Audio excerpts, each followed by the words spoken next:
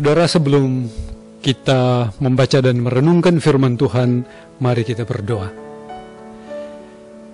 Kami mengucap syukur Tuhan di ibadah pagi hari ini, GPIB Jemaat Trinitas mengadakan ibadah online. Tapi kami percaya Tuhan bersama-sama dengan kami, bersama-sama dengan jemaat ini di tengah situasi yang sedang tidak menentu.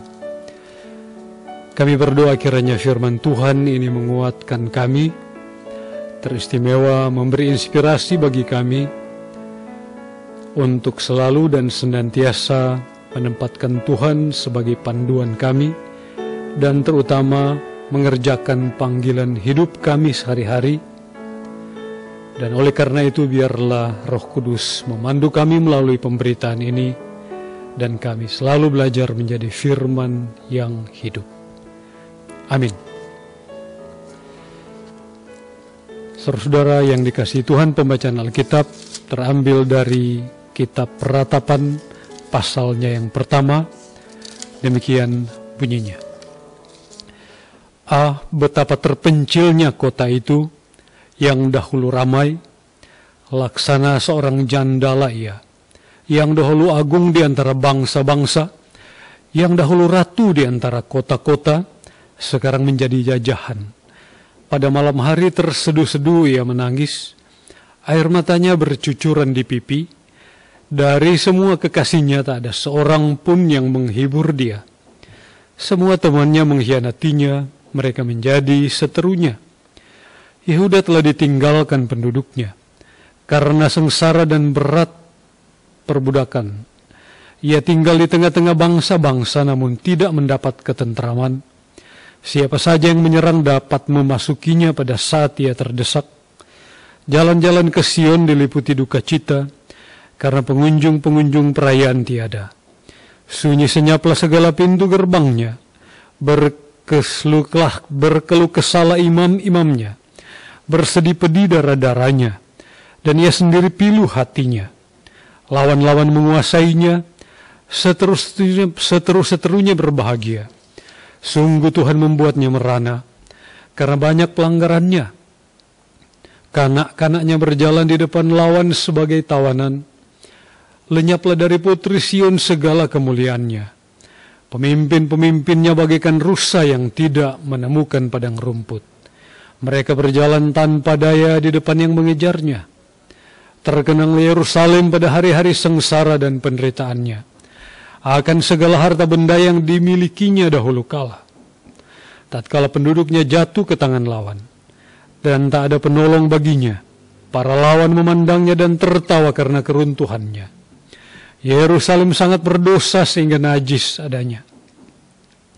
Semua yang dahulu menghormatinya sekarang menghinanya, karena melihat telanjangnya, dan ia sendiri berkeluh kesah dan memalingkan mukanya. Kenajisannya melekat pada ujung kainnya. Ia tak berpikir akan akhirnya. Sangatlah dalam ia jatuh. Tiada orang yang menghiburnya. Ya Tuhan, lihatlah sengsaraku, karena si seteru membesarkan dirinya. Si lawan mengulurkan tangannya kepada segala harta bendanya. Bahkan harus dilihatnya bagaimana bangsa-bangsa masuk ke dalam tempat kudusnya. Padahal Engkau ya Tuhan telah melarang mereka untuk masuk jemaah-Mu. Berkeluh kesah seluruh penduduknya, sedang mereka mencari roti, harta benda mereka berikan ganti makanan untuk menyambung hidupnya. Lihatlah ya Tuhan, pandanglah betapa hina aku ini. Acuh tak acukah kamu sekalian yang berlalu? Pandanglah dan lihatlah apakah ada kesedihan seperti kesedihan yang ditimpakan Tuhan kepadaku, untuk membuat aku merana tatkala murkanya menyala-nyala. Dari atas dikirimnya api untuk masuk dalam tulang-tulangku. Dihamparkannya jejaring di muka kakiku. Didesaknya aku mundur. Aku dibuatnya terkejut, kesakitan sepanjang hari. Segala pelanggaranku adalah kuk yang berat. Suatu jalinan yang dibuat tangan Tuhan, yang Dia taruh di atas tengkuku, sehingga melumpuhkan kekuatanku. Tuhan telah menyerahkan aku ke tangan orang-orang yang tidak kutentangi. Tuhan membuang semua pahlawanku yang ada dalam lingkunganku. Ia menyelenggarakan pesta menantang aku untuk membinasakan teruna-terunaku. Tuhan telah menginjak-injak putri Yehuda darah itu, seperti orang mengirik memeras anggur. Karena inilah aku menangis, mataku mencucurkan air. Karena jauh daripadaku penghibur yang dapat menyegarkan jiwaku. Bingunglah anak-anakku karena terlampau kuat si seteru. Sion mengulurkan tangannya, tetapi tak ada orang yang menghiburnya. Terhadap Yakub dikerahkan Tuhan tetangga-tetangganya sebagai lawan. Yerusalem telah menjadi najis di tengah-tengah mereka. Demikianlah pembacaan Alkitab.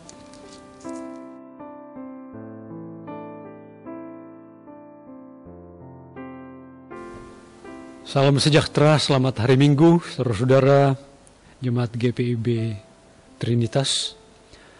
Hari ini kita kembali dalam ibadah online dan juga firman Tuhan disampaikan secara online.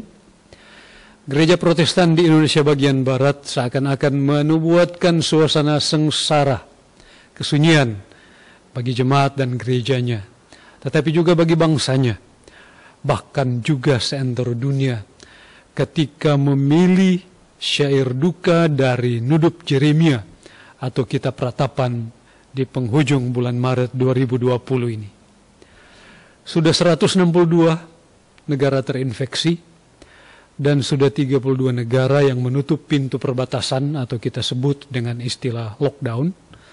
Dan ini memaksa negara menggunakan kekuatannya untuk menciptakan suasana yang sunyi, mempersempit relasi-relasi sosial dan bahkan relasi personal, dan mengurung, seakan-akan mengurung manusia untuk berada di rumahnya masing-masing. Bahkan institusi agama pun terdampak oleh situasi ini, sehingga orang menyebut bahwa agama pun bubar di beberapa media sosial. Di minggu-minggu sengsara kali ini, saudara jemaat Tuhan, sepertinya situasi dunia secara global dan bangsa kita mendukung perenungan kita hari ini untuk meresapi suasana kesengsaraan dan kesunyian yang dialami oleh Yerusalem. Bukan karena kita tidak mau menjaga jarak sosial ataupun jarak-jarak fisikal atau mengubah cara pandang kita tentang beribadah. Sengsara bagi mereka dan bagi kita yang terbiasa bagi proses beribadah secara kolegial memang menghadirkan discomfort atau ketidaknyamanan tersendiri. Dan lebih sengsara lagi karena perdebatan tentang boleh tidaknya juga tidak putus-putusnya. Terutama datang kritik dari tipe-tipe ahli Taurat modern yang senang membaca berdasarkan kacamata kuda atau secara literer.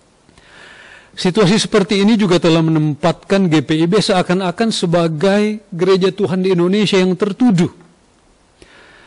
Ironisnya bahkan oleh banyak warga jemaatnya, warga gerejanya sendiri. Mungkin juga mantan warganya.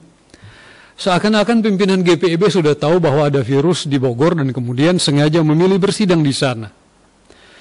Atau juga ada tafsir personal bahwa MS GPIB perlu secara terbuka mengakui situasi itu, bahwa virus cantik bernama corona itu salah satunya berasal dari sana, karena itu harus transparan. Saudara jemaat Tuhan, sesungguhnya semua suasana ini membuat kita tidak kesulitan untuk memahami kondisi Yerusalem ketika atau sebagaimana yang disampaikan oleh kitab Ratapan. Karena kita dan sebagian besar jemaat GPIB sedang melakoni satu episode sunyi, satu ibadah kolegial yang senyap yang dilakukan melalui atau secara online. Secara sederhana seperti ini. Bayangkan maraknya ketika jemaat-jemaat kita mempersiapkan perayaan Paskah, mempersiapkan perayaan Natal, mempersiapkan semua level persidangan gerejawi, mempersiapkan Jemaat Agung dan perayaan Paskah. Tahun-tahun sebelumnya pasti semarak, tapi tahun ini sepi. Dari titik ini saja kita melihat dan merasakan suasana atau bisa merasakan kesenyapan yang tidak menyenangkan karena berbeda dengan yang dahulu. Memang konteksnya berbeda. Yeremia, demikian tradisi Yahudi, adalah saksi hidup dari penghancuran dan kehancuran Yerusalem dan Bait Allah pada tahun 587. Dia adalah orang yang setia mengingatkan tokoh agama, imam-imam, dan juga para pemimpin bangsa itu bahwa kalau mereka berjalan di jalan yang keliru dan tersesat, maka kehancuran Yerusalem dan Bait Allah itu dimungkinkan. Dan saat menulis, semua serba sepi di Yerusalem, karena saat itu Yerusalem sudah dihancurkan. Perbedaan lainnya, di tengah sepi beribadah saat ini, masih banyak juga pendekatan orang lain yang mencoba menyebutkan bahwa kenapa harus takut virus corona. Kita mesti lebih takut kepada Tuhan.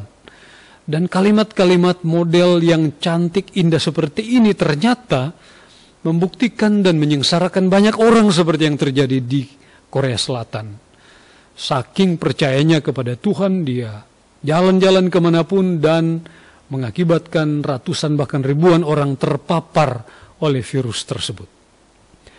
Dan masih banyak lagi orang yang mengaku ksatria dengan negeri ini yang memojokkan semua yang dikerjakan pemerintah dan siapapun, seakan-akan mereka sanggup mengerjakan yang terbaik.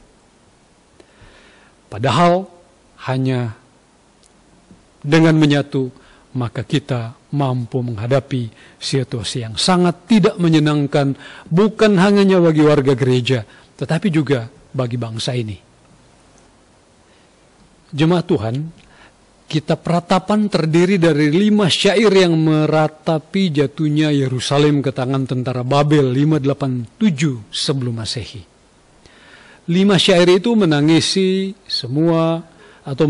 proses kehancuran kerajaan serta pembuangan di masa-masa kekelaman sesudah itu. Kitab ini dalam tradisi Yahudi ditulis oleh Nabi Yeremia, dan dalam Alkitab bahasa Indonesia terjemahan lama disebut sebagai kitab Nubuat Yeremia. Dalam bahasa Ibrani, kata pertama yang juga menjadi nama kitab ini adalah Aika, yang berarti mengapa. Yaitu satu kata tanya yang sebetulnya ingin bertanya kenapa segalanya boleh terjadi di tengah-tengah bangsa yang adalah bangsa pilihan itu. Tetapi kata tanya ini yang juga merupakan bagian awal dari nyanyian ratapan. Tetapi bahasa Indonesia, Alkitab bahasa Indonesia menerjemahkannya dari kata trenoi, dari Alkitab Septuaginta, yang berarti ratapan atau tangisan. Walaupun 5 syair ini semuanya adalah syair-syair duka, syair-syair sunyi, tetapi ada satu kalimat, ada satu perikop, ada satu ayat yang menyebutkan begini: tidak berkesudahan kasih setia Tuhan, tak habis-habisnya rahmatnya, selalu baru setiap pagi. Ratapan 3 ayat 22 dan 23.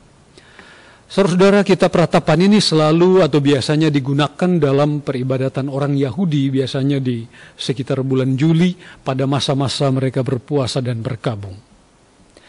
Jemaat Tuhan, yang mencari ciri khas paling tidak yang merupakan kode tersembunyi dari kitab ini adalah, pertama, kitab ini terbagi menjadi 5 pasal, atau dengan kata lain ada 5 syair, yang di dalamnya setiap syair atau di setiap pasal itu adalah satu syair yang utuh. Pasal 1, 2, 4, dan 5 terdiri dari 22 ayat. Sementara pasal 3 terdiri dari 66 ayat. Pasal 1 sampai pasal 4 itu tersusun dalam bentuk akrostik. Maksudnya di setiap permulaan ayat itu diawali dengan huruf abjad Ibrani. Jadi kalau abjad kita, ayat 1 dimulai dengan A, ayat 2 dimulai dengan B. Tetapi kalau akrostik, ayat 1 dimulai dengan Alef, abjadnya Ibrani. Ayat 22 dengan huruf Tau, itu abjad terakhir, letter terakhir dari abjad mereka. Khusus pasal 3 ada 66 ayat, tetapi modelnya sama. Setiap 3 ayat itu diawali dengan satu abjad khas dan beruntun sampai dengan abjad ke-22. Pasal 5 itu terdiri dari 22 huruf, 22 ayat, tetapi tidak lagi tersusun secara akrostik. Sudah kacau balau susunannya, karena Yeremia ingin mengatakan bahwa situasi Yehuda sudah kacau balau karena sedang dalam penghukuman. Karena itu dia berteriak, "Mengapa Tuhan?" Saudara jemaat yang dikasihi Tuhan, ada beberapa juga ciri khas lainnya yang kalau boleh disampaikan. Yang pertama, kitab ini praktis tidak pernah dikutip di Perjanjian Baru. Tidak ada kutipan langsung terhadap kitab Peratapan dalam Perjanjian Baru. Yang kedua, memang benar bahwa kitab 2 Raja-Raja 25 ayat 130 dan Yeremia 52 ayat 1 melukiskan peristiwa bersejarah pembinasaan kota Yerusalem. Tetapi hanya kitab Peratapan yang menggambarkan dengan suasana dramatis dan bahasa yang sangat menyedihkan tentang situasi tersebut. Karena Yeremia adalah saksi hidupnya. Pada inti kitab ini ciri yang ketiga, terdapatlah satu pernyataan yang paling kuat tentang kesetiaan dan keselamatan Allah. Itu terdapat dalam Ratapan 3 tadi. Saudara yang dikasihi Tuhan, ada beberapa refleksi teologis dari yang kita baca tadi. Yang pertama, saya ingin menyampaikan begini, kitab Peratapan ini merupakan ungkapan duka cita. Duka cita yang sangat mendalam. Gambarannya kira-kira dalam kalimat ini. Kanak-kanaknya berjalan di depan lawan sebagai tawanan. Itu kalau tidak salah di ayat ke-6. Dan hal ini terjadi karena perbuatan dosa kolektif dari elit bangsa Israel. Mulai dari raja, nabi-nabinya, dan juga imam-imamnya. Karena itu, di pasal 4, ayat 13 dan 14 disebutkan begini. Mereka terhuyung-huyung seperti orang buta di jalan-jalan, cemar oleh darah, sehingga orang tidak mau menyentuh mereka. Mirip-mirip COVID juga ya. Ini saling menyentuh kita udah nggak mau. Karena merasa meskipun orang di depan kita sehat, tapi takut juga. Yang kedua, orang-orang Israel sangat percaya dengan tembok Yerusalem. Dan sangat percaya bahwa tembok Yerusalem yang melindungi mereka juga harus atau berfungsi untuk melindungi bait suci dan melindungi tabut perjanjian yang di dalamnya terdapat Torah. Dan mereka sangat percaya bahwa tidak mungkin itu hancur. Selama hampir 500 tahun mereka selalu bebas, tidak mampu ditaklukkan, termasuk ketika bahkan Israel Utara sudah ditaklukkan. Yang ketiga, ratapan Yeremia ini adalah ratapan simbolik. Yeremia itu berkali-kali dalam kitab Yeremia mengingatkan bangsa itu. Bahkan bertarung melawan raja dan nabi-nabi palsu. Mengapa?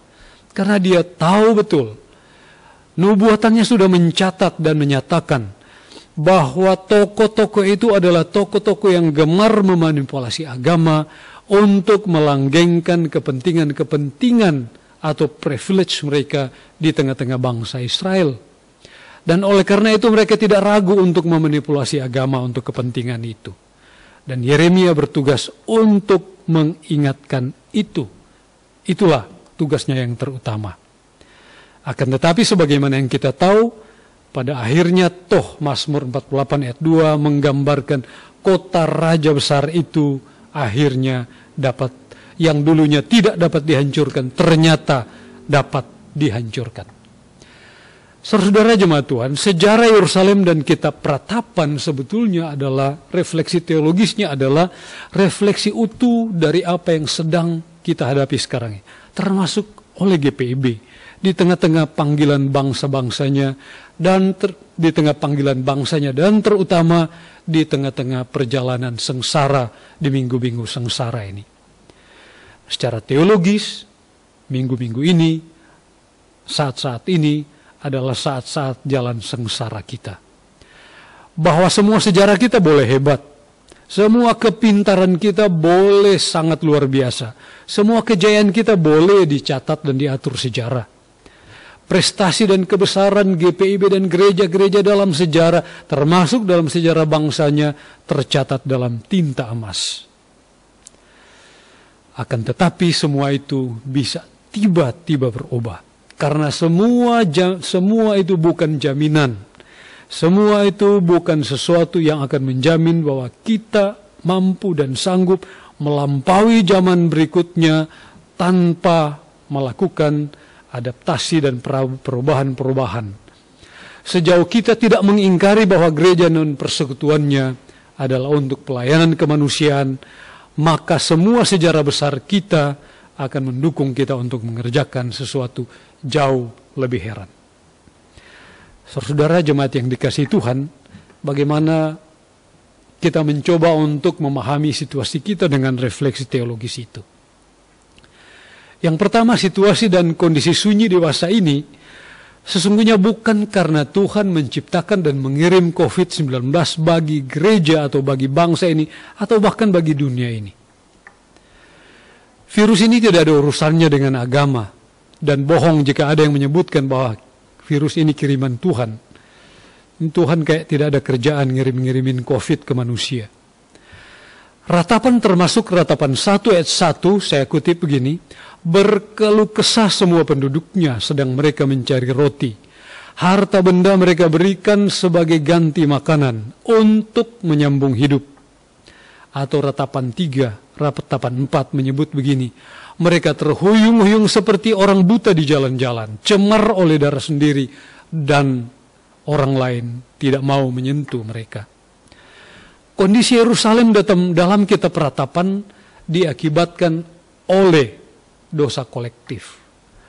Bukan sekali nubuatan hukuman atas pemberontakan mereka, tetapi terus berulang disampaikan oleh rangkaian nabi yang luar biasa banyaknya, bahkan sejak Israel Utara, mulai dari Hosea, Amos, sampai Yesaya dan Yeremia. Kita berada dan juga berhadapan dengan situasi dan kondisi di mana iman dan bergereja ditantang oleh konteks perubahan global. Sekarang secara berseloroh seorang sahabat menyebut bahwa Tuhan sekarang berkuasa melalui menara-menara BTS. Atau Tuhan sekarang berkuasa menengok umatnya melalui satelit-satelit. Meskipun seloroh, tetapi seloroh ini membuat kita untuk kembali merenungkan panggilan persekutuan kita dan panggilan bergereja kita, yang membuat Tuhan itu tidak benar berada di BTS atau berada di satelit di kejauhan sana, tetapi ada bersama-sama dengan kita dan ada melalui kita. Kedua, ada keyakinan kuat dan mengakar di kalangan orang Israel, terutama kerajaan Yehuda dan Israel Selatan, bahwa terlepasnya mereka dari kepungan musuh-musuh mereka selama 500 tahun adalah karena perlindungan tembok yang kokoh, tembok Yerusalem. Dan tembok ini melindungi bait Allah dan tabut perjanjian. Di dalamnya ada Torah. Tetapi kenyataannya, saudara, pada tahun 587, kerajaan Babilonia sanggup menerobos tembok itu, mengalahkan mereka, menghancurkan bait suci, dan menjarah isinya. Mengapa pula Yerusalem, tembok Yerusalem dan bait Allah sampai dihancurkan? Ini refleksi yang sebenarnya sangat menarik. Bukannya kurang ritual yang dilakukan di Yerusalem dan kota-kota dan kota sekitarnya. Tetapi yang menjadi persoalan utama dari bangsa itu adalah ketika bait Allah dan semua ritual keagamaan menjadi bagaikan jimat bagi mereka dan tidak punya signifikansi, tidak punya makna penting dalam kehidupan kebersamaan mereka sebagai satu bangsa. Oleh karena ritual-ritual itu hanya menjadi ritual-ritual simbolik, tetapi sama sekali tidak dimanfaatkan di dalam kehidupan mereka sehari-hari. Dan itu juga berarti jika rumah Tuhan, gedung gereja dan ajaran-ajarannya hanya menjadi monumen atau bahkan jimat supaya seakan-akan kita selamat dari situasi sekitar kita dan tidak punya signifikansi dengan kehidupan sekitar kita, maka kita pun terancam oleh penghancuran yang sama. Mungkin bukan lagi penghancuran secara fisik sebagaimana Yerusalem, tetapi teguran-teguran yang dialamatkan ke jemaat-jemaat dan gereja yang seperti itu sangat penting untuk dipahami sebagai bagian dari kita menata pelayanan dan kehidupan kebergerejaan kita di tengah-tengah panggilan berbangsa dan bernegara. Jangan-jangan jemaat Kristen modern saat ini memperlakukan gereja dan ritualnya hanya seperti jimat pelindung. Supaya orang tahu bahwa saya beragama. Di Indonesia kan ateis dilarang. Oleh karena itu pentinglah untuk ada di gereja.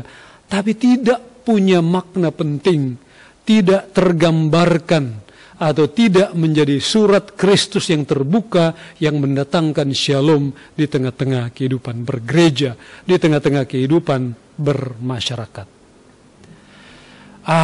Nggak mungkinlah COVID-19 menghabisi kita. Percaya saja kepada Tuhan, berdoa kepada Tuhan. Siapa yang berani menyebut bahwa kalimat di atas keliru? Sama sekali tidak salah dan tidak keliru. Kalimat itu adalah ungkapan iman yang menawan hati. Dan kita pun sangat sering menyebutkan atau mendengarkan kalimat itu. Serahkan saja kepada Tuhan. Mari kita mendoakan saja Bapak dan Ibu ini. Semua kalimat-kalimat yang sebetulnya normatif. Tetapi ini masalahnya. Jika kalimat-kalimat itu tidak mewujud dalam hidup kita tetapi hanya muncul dari mulut kita, maka kalimat-kalimat menawan itu sama saja dengan jimat. Mengapa? Karena kita tidak mengimaninya. Karena kita tidak mengerjakannya dalam kehidupan, dalam relasi kita dengan orang lain, dengan sesama jemaat, dan bahkan dengan orang yang berbeda iman kita. Dan jika memang demikian, maka saat yang tepat sekarang bagi semua gereja untuk melakukan reorientasi, bukan hanya teologi, tetapi juga kesaksian dan pelayanannya.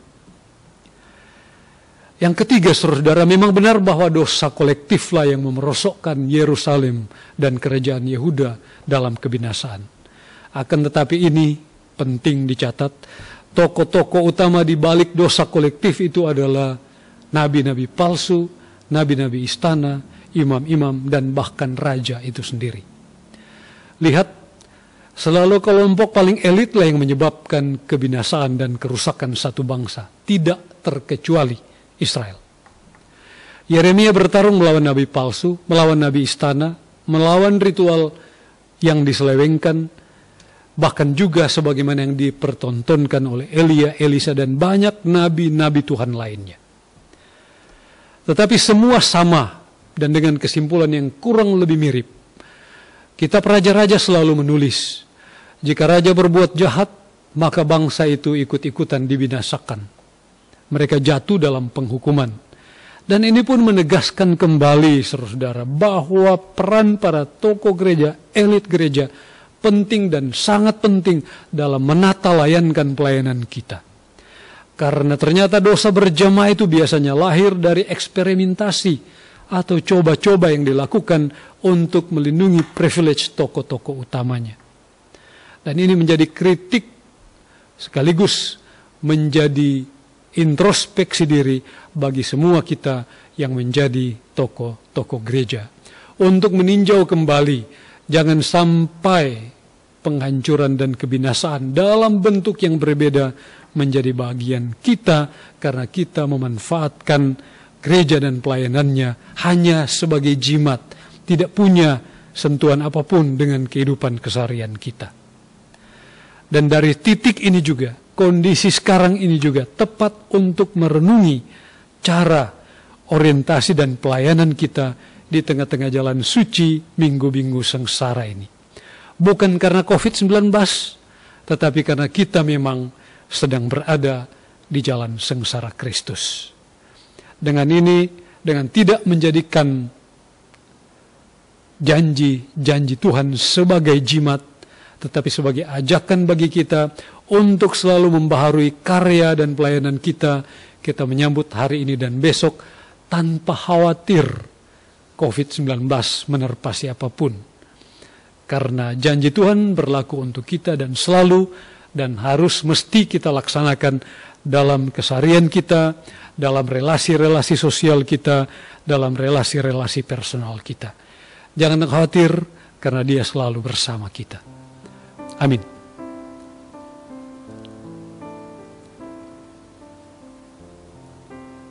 Saudara-saudara jemaat, mari kita berdoa syafaat, kita berdoa.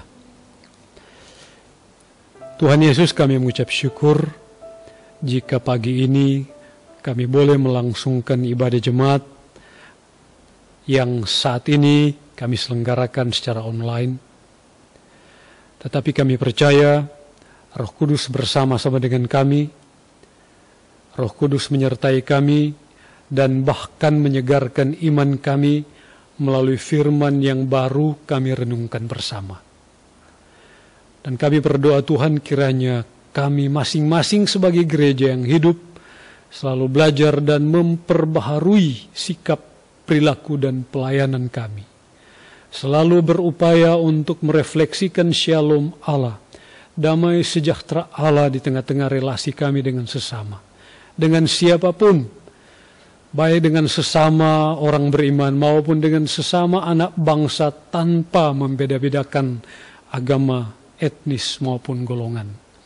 Kami dipanggil untuk menghadirkan damai sejahtera di tengah-tengah kehidupan kami. Oleh karena itu kami berdoa kiranya firman ini menjadi firman yang hidup di tengah-tengah kebersamaan kami sebagai satu jemaat. Dan dengannya kami boleh menjadi surat Kristus yang terbuka di tengah-tengah bangsa dan negara kami. Ya Tuhan, kami menaikkan syafaat secara khusus, kami berdoa buat bangsa dan negara kami dan bahkan seluruh bangsa yang berjuang melawan pandemi COVID-19. Kami yakin dan percaya Tuhan bahwa wabah ini akan berlalu. Tetapi di atas semua kami berdoa, kiranya semua mereka yang tertular boleh beroleh penghiburan menghadapi situasi-situasi sulit. Bahkan kami pun yang tengah dicekam oleh ketakutan tertular wabah virus ini, kiranya juga beroleh optimisme untuk bersama-sama menyatukan hati bersama dengan sesama anak bangsa untuk tertib dalam hidup, menjaga kesehatan, karena hanya itu cara untuk menghadapinya. Selain tentu dalam keimanan, kami selalu berdoa dan kami menyadarkan keyakinan kami bahwa Tuhan akan menolong kami. Tetapi Tuhan, kami diajarkan untuk selain berdoa juga bekerja, dan bekerja menggunakan akal dan rasional kami. Oleh karena itu Tuhan, biarlah sebagai anak bangsa kami membantu pemerintah kami dalam proses bekerja dari rumah, kami mengerjakan dengan baik. Dalam proses mengkarantina diri, kami belajar untuk menertibkan diri kami dan menjaga kesehatan masing-masing. Dengan demikian kami berpartisipasi bagi bangsa kami untuk mencegah penularan virus ini. Ya Tuhan, secara khusus juga kami berdoa bagi gereja kami, gereja Protestan di Indonesia bagian Barat, di tengah-tengah situasi sulit, situasi seakan-akan kami tertuduh oleh salah satu klaster penyebaran virus tersebut.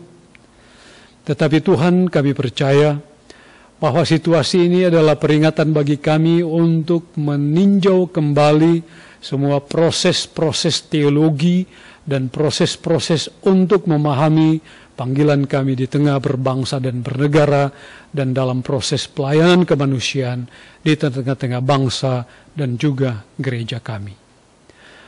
Oleh karena itu Tuhan, biarlah GPIB terus bertekun dalam iman dan terus menyadari dan memperbaharui proses panggilan beriman untuk melayani bangsa ini tanpa pandang bulu.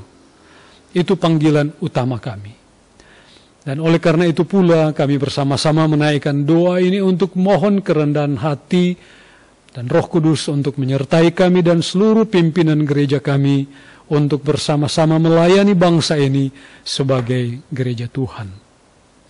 Secara khusus kami berdoa untuk GBIB Trinitas yang juga minggu-minggu terakhir ini bahkan menuju pelaksanaan Paskah dan pelayanan Jumat Agung, kami masih sedang dalam situasi dan melanjutkan ibadah-ibadah secara online.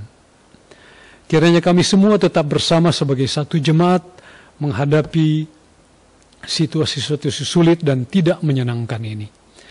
Tetapi kami juga dituntut untuk mulai menyesuaikan diri dengan tuntutan-tuntutan peribadatan yang mungkin ke depan akan berbeda.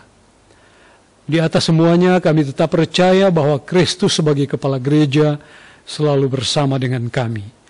Tidak melalui satelit, tetapi berada bersama kami, menyertai kami, menguatkan kami, menghiburkan kami, dan memampukan kami menjawab seluruh panggilan hidup kami di tengah situasi tersulit sekalipun.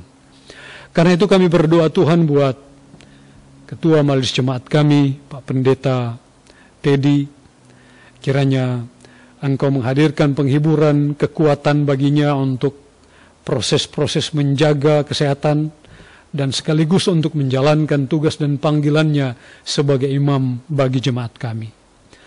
Juga kami berdoa untuk seluruh presbiter yang mengerjakan tugas-tugas pelayanan, menata layani program pelayanan kami. Ya Tuhan, kiranya semua bersama keluarga mereka tetap bertekun dalam doa dan bertekun dalam iman. Sebagaimana semua mereka yang memberi diri dalam pekerjaan pelayanan di jemaat ini.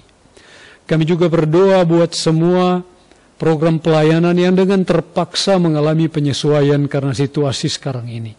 Kiranya semua boleh terlaksana sebagaimana dengan yang dirancangkan oleh jemaat kami. Tentu dengan beberapa penyesuaian. Kami juga berdoa ya Tuhan untuk semua jemaat kami yang berduka cita, kiranya mereka beroleh penghiburan. Warga jemaat kami yang sedang dalam proses pemulihan maupun dirawat di rumah sakit, kiranya boleh mengalami kesembuhan, dan terutama penghiburan Roh Kudus selalu menjadi bagian mereka. Sebagai satu jemaat kami mengunjungi mereka melalui doa kami, menguatkan mereka dan menghiburkan mereka.